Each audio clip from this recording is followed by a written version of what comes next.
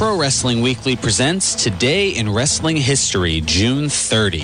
On this date in 1997, WCW Monday Nitro aired live from Las Vegas, Nevada. In the main event, Diamond Dallas Page, Lex Luger, and The Giant fought Scott Hall, Kevin Nash, and Randy Savage to a no contest. On this date in 2003, WWE Monday Night Raw aired live from Buffalo, New York. In the main event, Triple H defeated Rob Van Dam in a Falls Count Anywhere match. On this date in 2004, TNA Wrestling held weekly pay-per-view number 100.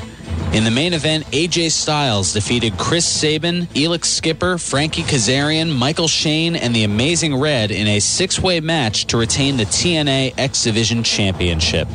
This has been Today in Wrestling History, June 30. You are listening to Pro Wrestling Weekly with Fearon Dairy.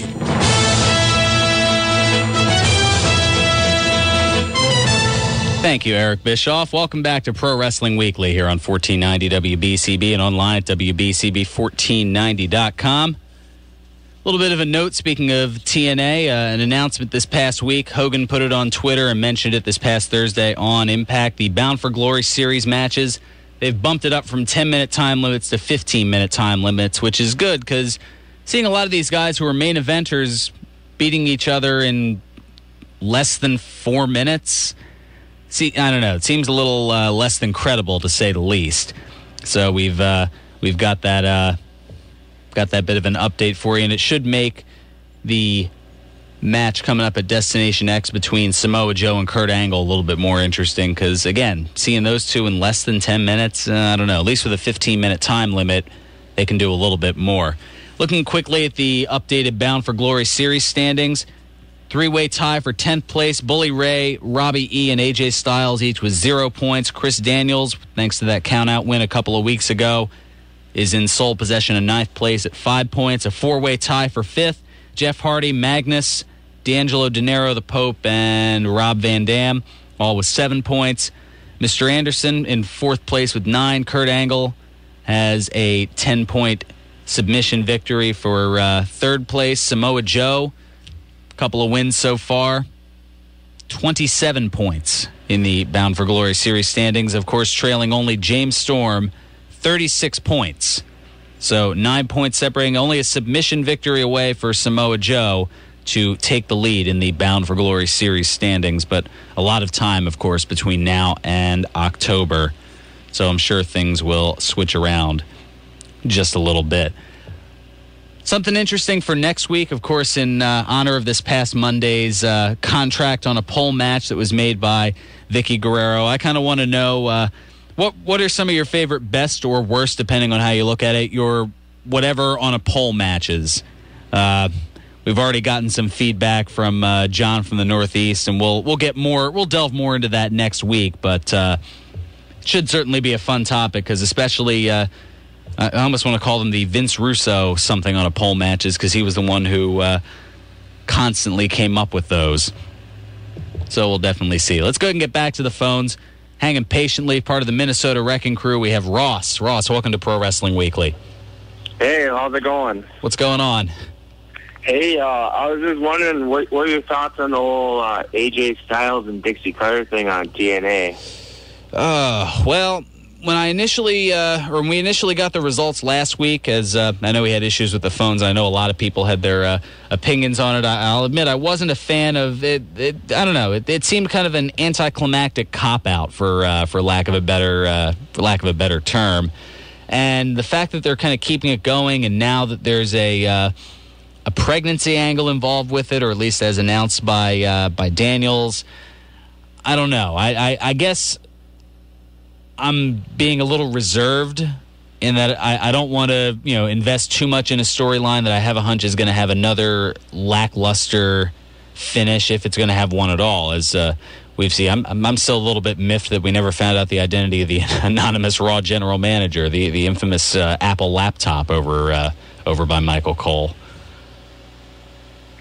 I don't know. I mean, the whole pregnancy thing, I mean, it's done in the past at WWE, with Kane and Lita. Yes. If anybody remembers that. And then I swear WCW did it too with Stacy Keibler and David Flair, if I remember right. Yeah, I think, and actually that kind of leads into next week. Wasn't that what led to the, what was it? Oh gosh, was it the Viagra on a pole match? That I don't know. Yeah, I know. I'm digging way back. I'll have to do some research for next week on that. But I mean, my immediate recollection, I think that was the storyline that led to David Flair fighting in a Viagra on a pole match. It might have even been against Ric Flair, which wouldn't surprise me, because that's how bad things were in WCW in 2000. With TNA, though, doing this whole pregnancy thing, they're trying to dig for ratings just to keep it interesting for their live shows. Yeah, I mean, this is, I was going to say, this is the first week where they haven't had to deal with an NBA Finals matchup, and they still, I think, they lost some viewers to the NBA Draft, which was going on, plus that new Charlie Sheen show, that seemed to be taking a few viewers away. So their ratings went up a whopping 1/100th of a point to just still under a 1.0 rating at 0.98. So they have some work to do to try to keep some viewers, to say the least. Well, with them being live on Thursdays, I think they're doing better than when they went live on Mondays head-to-head with Monday Night Raw when Hulk Hogan debuted. Yeah, they were definitely... They thought they were bigger than their britches were at that point. They thought that they could compete. They thought, all right, let's generate some buzz. Let's do something interesting. And meanwhile, WWE fans were like, well, we like WWE Raw. We're used to this. Why do we want to switch channels over to something else that hasn't really been all that interesting?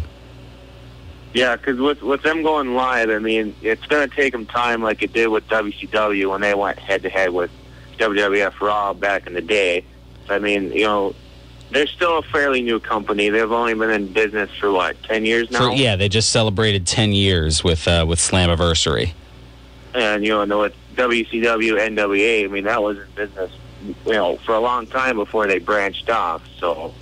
Well, there were a number of factors in play that allowed Nitro to overtake the World Wrestling Federation in ratings back, in 96.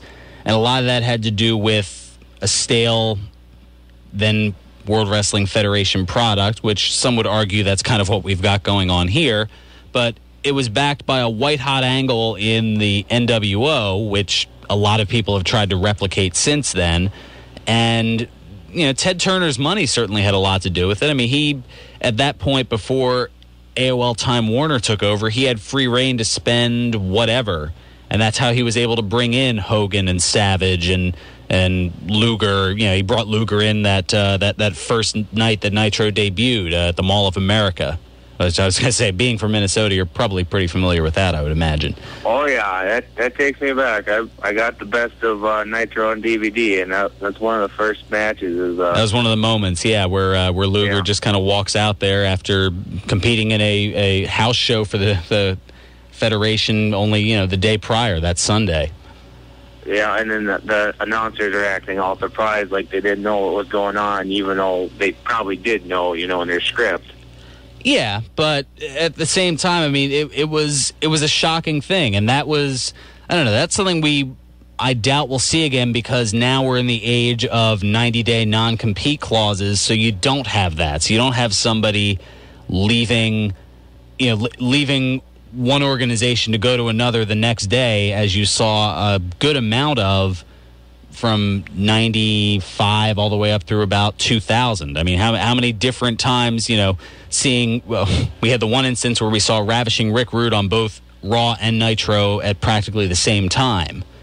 Yep. Because of the pre-taping. I mean, you had, the night after WrestleMania 14, you had X-Pac returning to the Federation after being in WCW for a couple of years. I mean, you had Jarrett going back and forth on a couple of occasions over those years. I mean, just to name a few examples. Yeah, and that's a good thing, though, that they have the 90-day, because, especially McMahon doesn't want to lose one of his big guys, and if they get fed up, they can just walk right over to TNA and put it in his face.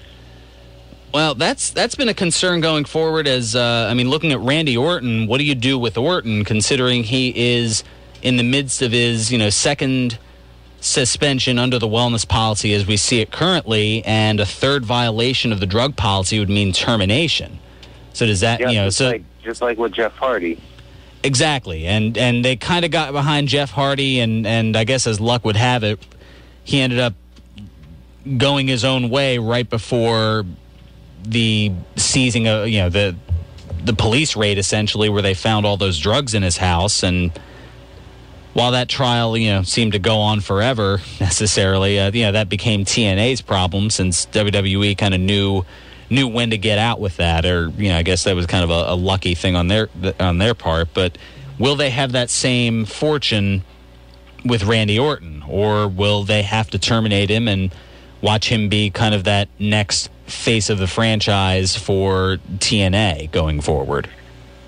I can't see them getting rid of Randy Orton. I mean, not anytime soon, where they need to have more bigger stars and just, your John Cena's and, Big Show, now he's heel again.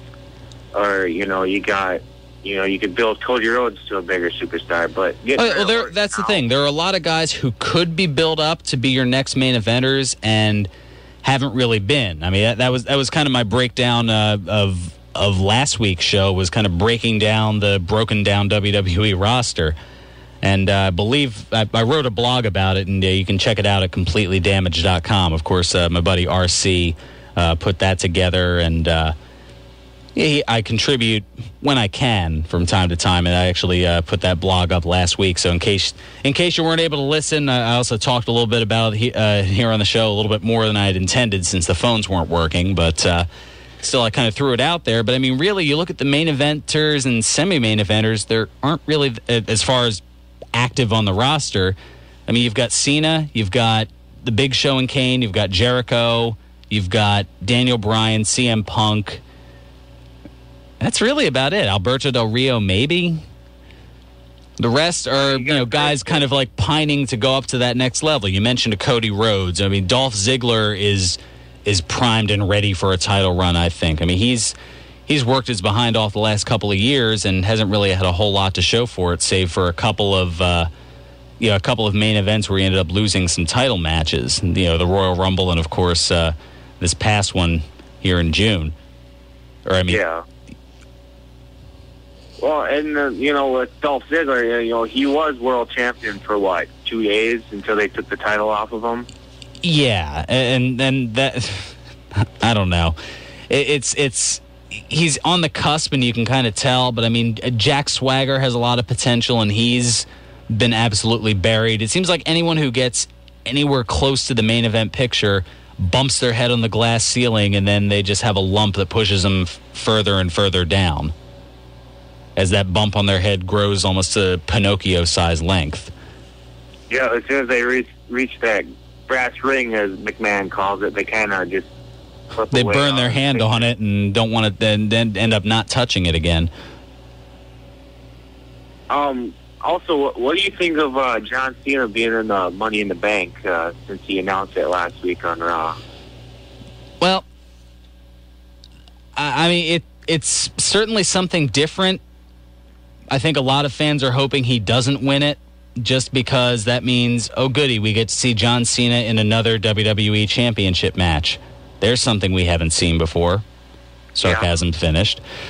But I don't know. I think for that reason, I'm a little hesitant to get behind the concept of, for the WWE Championship contract, it's only former champions. That's, when you've already got a limit of stars and you're kind of putting all them together, and then you have all the other folks just kind of there. I don't know. I mean, I'm sure hopefully we'll get something, but I mean, your Intercontinental Champion and your U.S. Champion are part of the part of the other Money in the Bank match. So unless they're doing double duty, those titles aren't going to be on the line at Money in the Bank, unless they're going to be lost at some point between now and the pay-per-view. So, I mean, other than the two ladder matches and the WWE Championship match, and I guess we're going to have a World Championship match as well, Sheamus defending against somebody, what else are you going to throw on this card? you have these secondary titles. You use them to elevate people, and they're not doing that. Yeah, I don't know. I mean, I wouldn't mind seeing Jericho win, being he hasn't won the last, 4 ladder matches he's been at, which were at WrestleMania. I mean, it'd be good to see Jericho win one more WWE title before he leaves completely. Yeah, and I don't know. I think Jericho's starting to lose that Teflon nature that he's been kind of saddled with for really the last couple of years, where he can take a loss and still not necessarily be affected by it. I think he's taken so many losses, though, over the last couple of years that now I don't think people are seeing him as a credible threat. They see him as somebody who can talk a good game but can't necessarily back it up. So he definitely needs some credible victories to kind of put him back in that, he's actually a threat to this. But something tells me it's either going to be Big Show or Kane, and I don't know. Does, let's say, either a Big Show Daniel Bryan or Big Show CM Punk, does that, I don't know. That doesn't really do a whole lot for me. I mean, you look at the guys in this match, 3 of them are north of 40. Yeah. Or I should say 40 and older. And in the case of Big Show, I think he just turned 40 not too long ago. So I don't know. It's I'm not the biggest fan of it, but I've been proven wrong many a time before, and it wouldn't surprise me if I'm proven wrong in this case, that they'll have a good match and go in a nice direction with it. Yeah, with Punk and Daniel Bryan, they're doing another match between those two. I mean, those two are good technical wrestlers. You know, even back when they were in Ring of Honor, you know, they had numerous matches, I'm sure. Oh yeah, and the only downside is WWE, for whatever reason, doesn't seem to want to back. You know, their storyline and their matches seem to get pushed to the back burner for whatever is going on with John Cena. Almost in a way with golf, that no matter who is leading a particular tournament, all the cameras are focused on Tiger Woods. Same kind of deal. Yep. And you know, if Tiger's 15 strokes back and has no point of contention, what's the point of putting the cameras on him? Put it on the leaders, get some fresh faces out there, and that's kind of what WWE needs to do a little bit. Anyway, Ross, thanks so much for the call. Great talking to you as always. Greatly appreciate it. That's going to just about do it for me. We'll talk a little bit about your favorite famous or infamous matches, something on a poll matches. And we've already gotten quite a few contributions, and I'm sure we'll have more as the week goes along. Stay tuned. Bill Melody's up next with the Country Music Hall, followed by Phillies baseball. And I'll be back next week to preview the Destination X lineup and give my predictions certain to go wrong for the pay-per-view. This is Pro Wrestling Weekly here on 1490 WBCB. 1490 WBCB, Levittown, Fairless Hills, Trenton.